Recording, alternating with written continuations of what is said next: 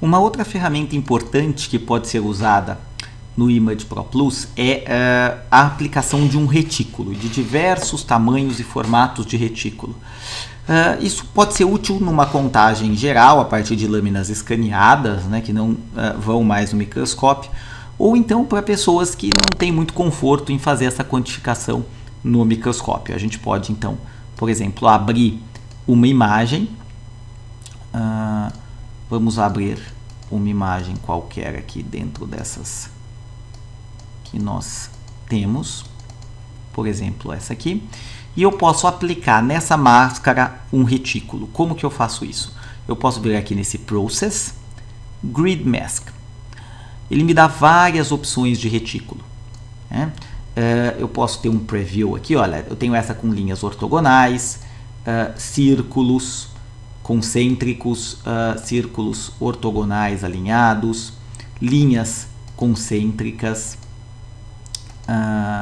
segmentos de reta, semiquartis, pontos em forma radial e em forma difusa. O mais comum que a gente usa aqui de linhas ortogonais, é interessante que aqui nós temos a possibilidade de configurar esse retículo. Então, nesse momento é importante que você tenha já uma noção exata de qual o tamanho do retículo que você vai usar, o que você vai contar, o número de pontos e retas que você quer nesse retículo, né?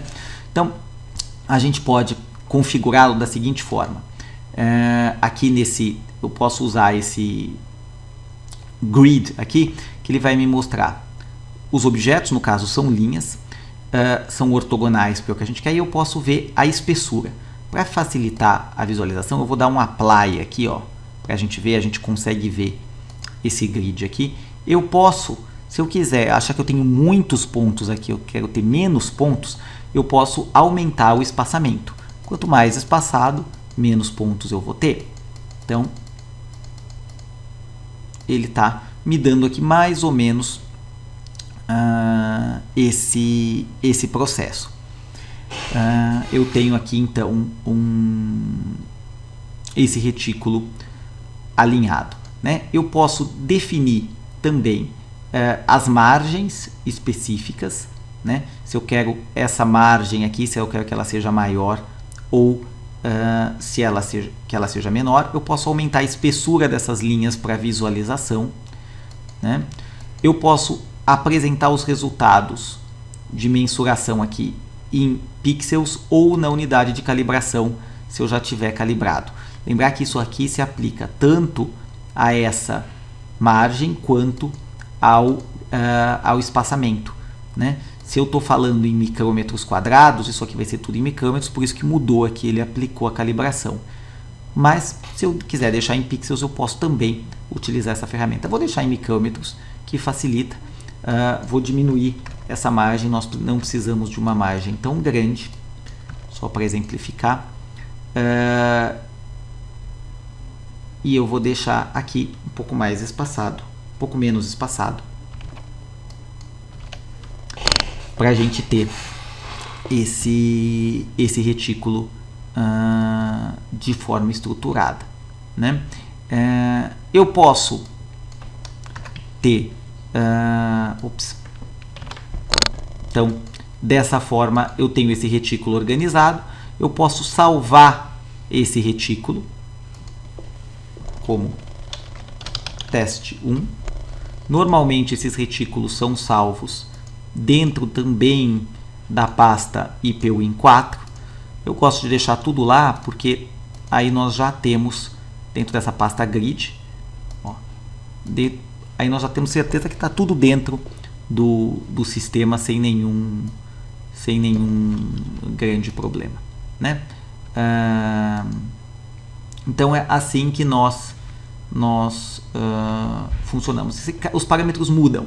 Então, para pontos, por exemplo, eu tenho, olha, deixa eu mudar a cor para ficar mais fácil da gente ver, e a espessura.